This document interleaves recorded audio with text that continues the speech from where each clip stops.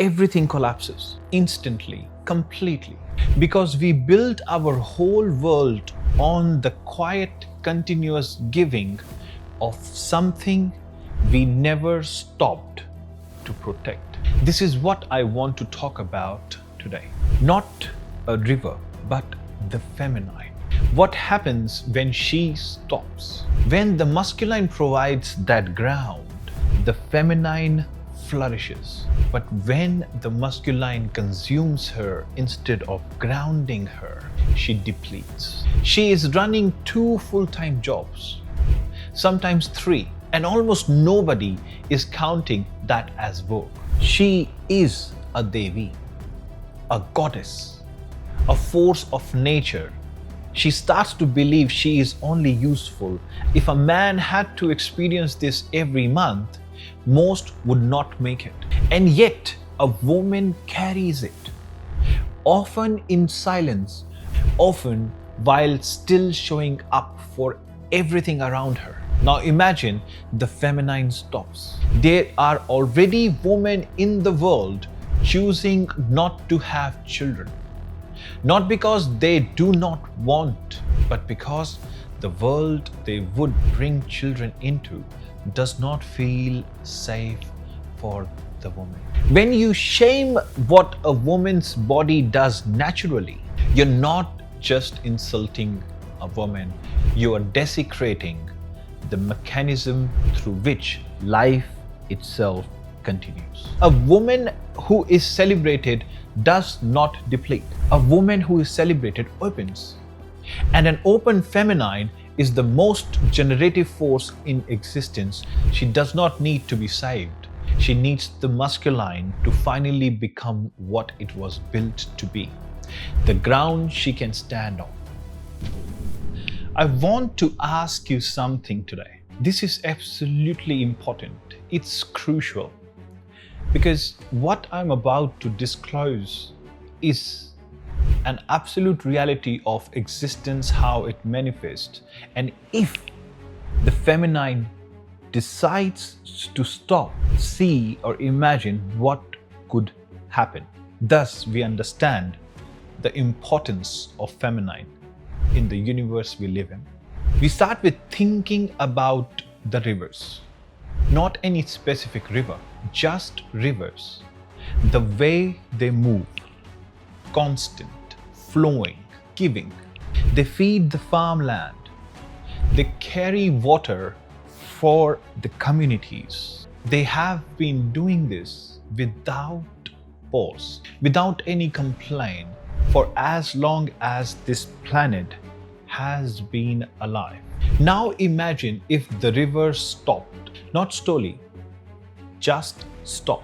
What happens to the farmland? What happens to the animal? What happens to every community that has built its entire existence around the assumption that the river will keep flowing? Everything collapses instantly, completely. Because we built our whole world on the quiet, continuous giving of something we never stopped to protect. This is what I want to talk about today. Not a river, but the feminine. What happens when she stops, and what we need to understand before she decides to do so. The masculine and the feminine are not just descriptions of gender. They are 2 fundamental energies, and they work very differently. The masculine energy is static, stable, structured, consistent, like a pillar. It holds, it grounds, it provides direction. The feminine energy is dynamic. It moves, it flows, it changes, it is alive in a way that masculine is not.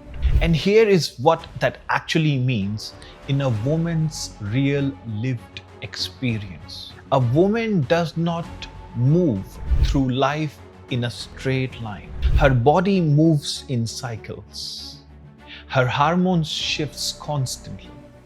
Her emotional landscape changes not because something is wrong with her, but because she is wired differently.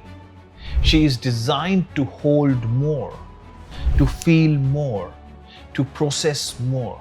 And this is not weakness. This is an extraordinary capacity. But it also means that she needs something in return. She needs a ground that does not move. She needs a presence that does not panic. When she is in the deep end of her cycle, she needs the masculine to be what it always designed to be. The stable structure that makes her dynamic nature possible. When the masculine provides that ground, the feminine flourishes. She creates, she nourishes, she opens. But when the masculine consumes her instead of grounding her, she depletes. And a depleted feminine is one of the most painful things to witness, because she was built to give, and giving from an empty vessel eventually breaks, something that is very, very hard to repair. Now let me show you what consuming the feminine actually looks like, because it does not always look like what we expect. The most common form of it is not dramatic. It happens quietly, in the home, every day, everywhere in the world. A woman wakes up. She is a mother, a wife, a professional. Before she has had a single moment for herself, the household has already started. It demands. The children need to be fed. The school run needs to happen.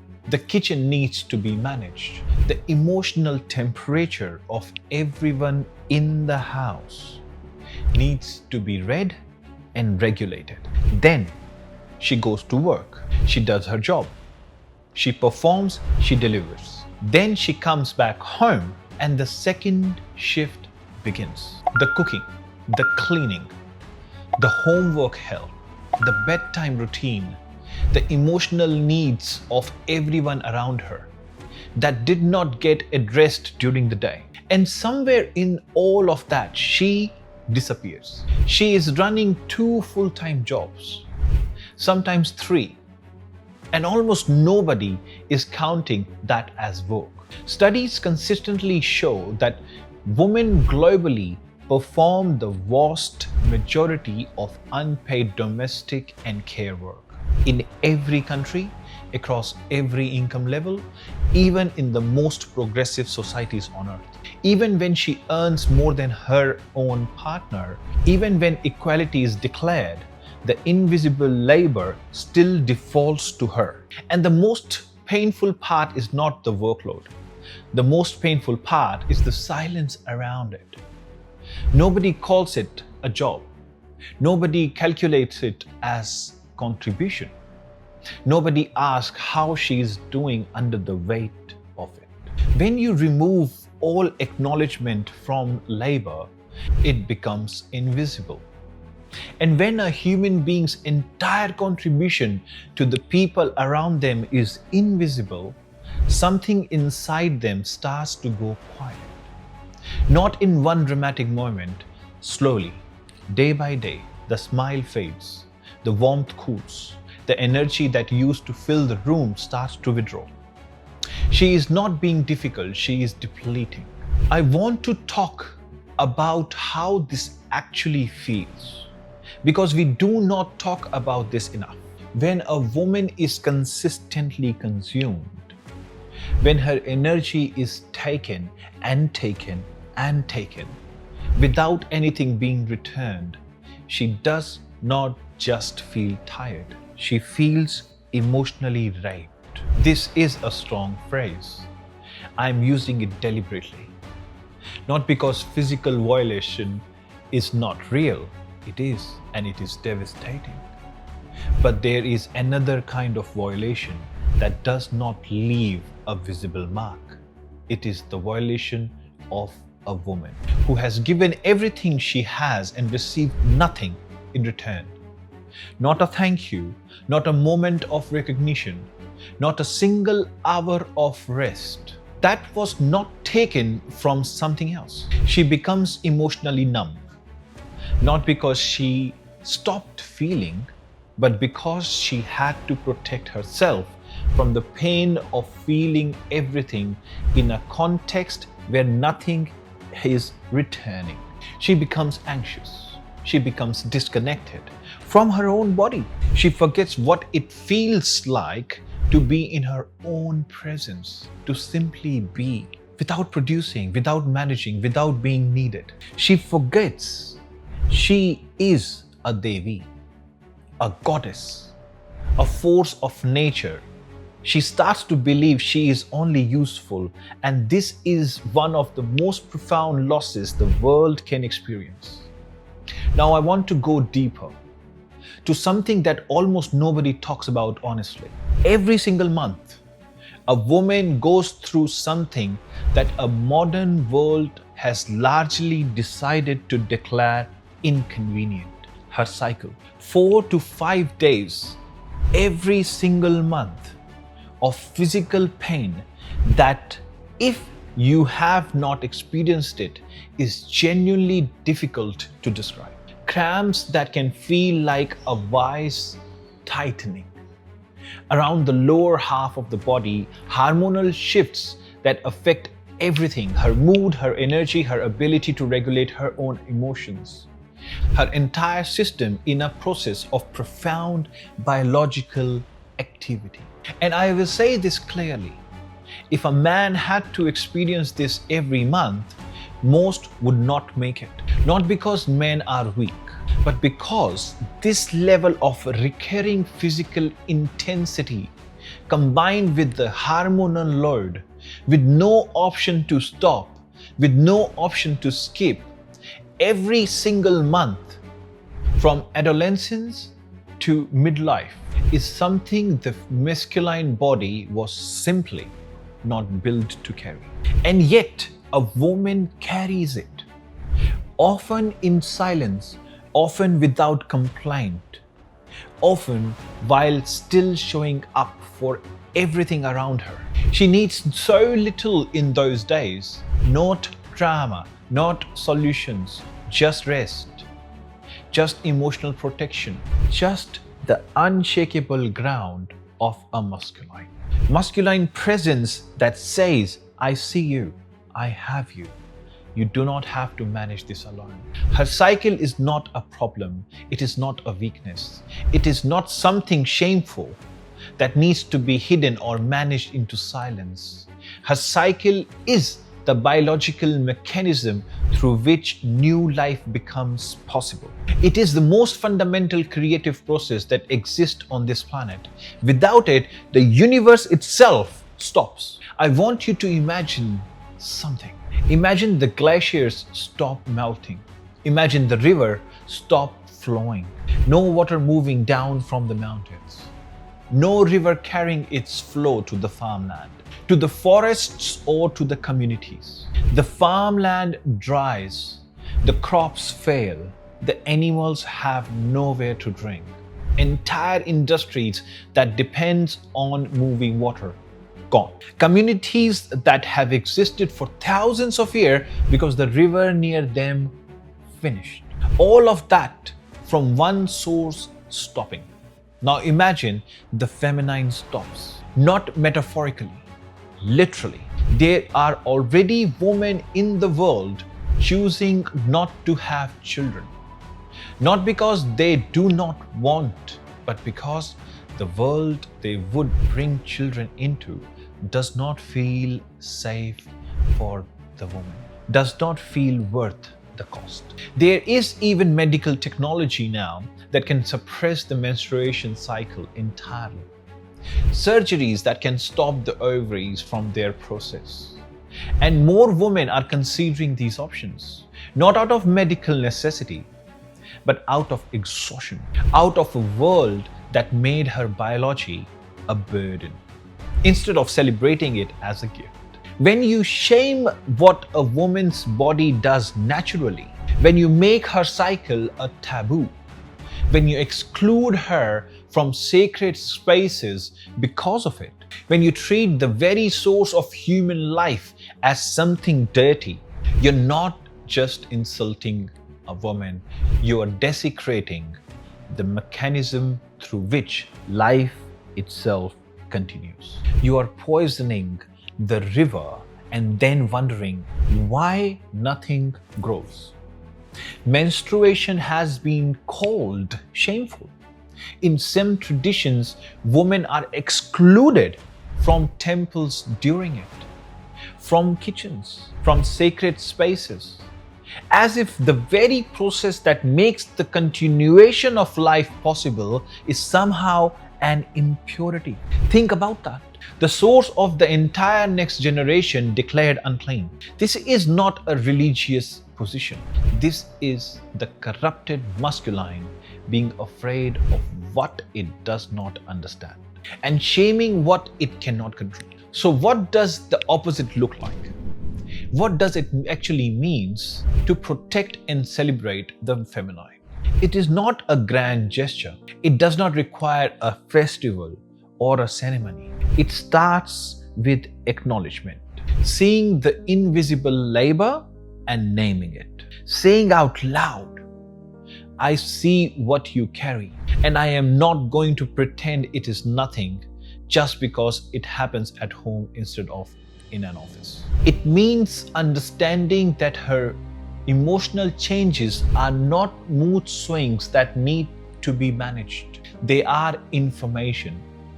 She's still processing more, feeling more, and she needs a masculine presence that is steady enough to hold space for that. Not collapse in the face of it, not dismiss it, not weaponize it against her later. It means that when she is in her cycle, when she is in those 4 or 5 days, she gets rest, not as a privilege, as a basic recognition of what her body is doing for the continuation of life itself. It means building a society where her ups and downs are not problems to be solved, where her depth of feeling is not a liability, where her full nature, creative, emotional, cyclical, powerful, is not just tolerated, celebrated. Because a woman who is celebrated does not deplete. A woman who is celebrated opens.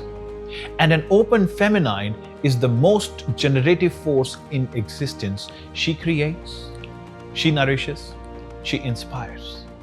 She makes everyone around her move more alive. This is not sentiment. This is architecture.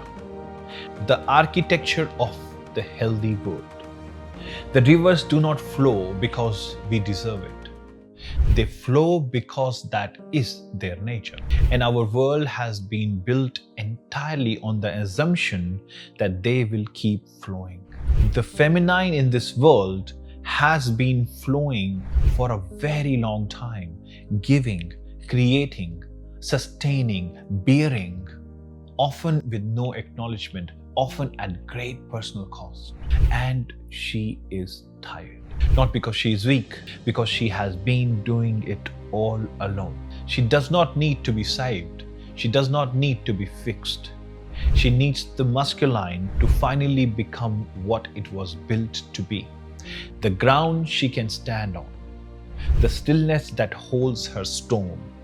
The presence that says your cycle is sacred. Your emotions are real. Your labor is seen. Your nature is not burden. It is the source. When the masculine becomes that ground, she does not just survive, she comes back to life. And when she comes back to life, everything around her does too. The rivers flow, the land grows, the world remembers what it was built from. So share this video with a woman who has forgotten how powerful she actually is, and with a man who is ready to become the ground she deserves to stand on. This is not an advice. This is the code. See you at sunrise.